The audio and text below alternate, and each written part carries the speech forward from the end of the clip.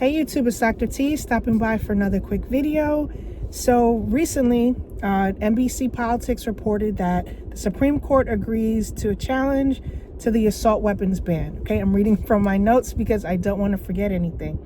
So the court will consider laws in Connecticut and Cook County, Illinois, that ban the AR-15s. So just to give you a little background, Connecticut has an AR law that's been on the books since 1993. Where ARs and the variants have been heavily restricted, right? So after the Sandy Hook Elementary shooting on December 14th, 2012, the ban was expanded. So this Connecticut ban implemented a 2013 AR-15 ban, which is Public Act 13-3. So it passed, and it banned the retail sale of AR-15s and other variants, about over 150 other military style firearms.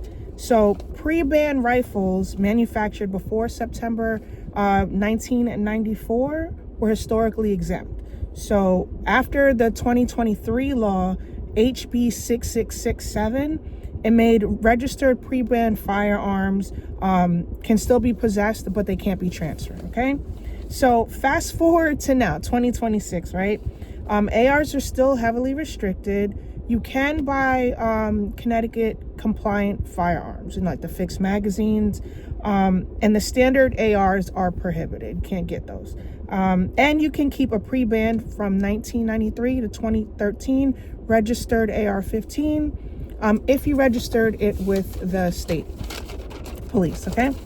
Excuse me. Then Cook County, Illinois, right? Just to give you a little bit of history about them. So there's an ordinance that was passed originally in 1993, and it was updated in 2006. So the law prohibits the possession and transfer of specific semi-automatic rifles, including AR-15s and AK-47s, and large capacity magazines, which we already know are standard, but they're being weird, okay? So in 2023, right, in addition to Cook County ordinance, the state passed a Protect Illinois Communities Act, which regulates the sale and distribution of what they're calling assault weapons, which we know there's no such thing, right? And high capacity magazines, which we know are standard, and switches, okay? The act went into effect immediately after it was signed. Individuals who had those firearms in their possession prior to the act taking effect were required to submit endorsements through their firearm owner ID card by January 1st, 2024. Sorry if I'm rushing with this information, but I wanted to get it out to you guys. Okay, so what does this review mean? So if the Supreme Court decides that one is not expected to happen for at least until next year, right? But the ruling will dictate the legality of the restriction. And we already know these restrictions are not legal, but it has to go through the process, right?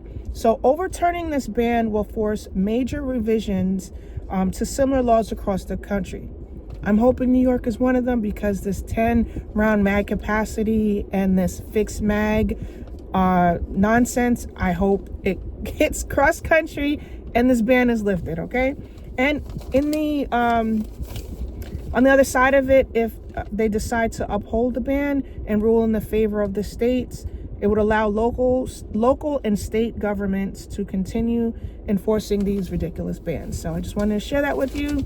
That news just came across my timeline, so I just wanted to share it with you. Please like, share, and subscribe. Please leave your comments below. Let me know what you think about these ridiculous bans, and maybe share if your state has any of these bans too, okay? Please like, share, and subscribe, and I'll talk to you soon. Bye.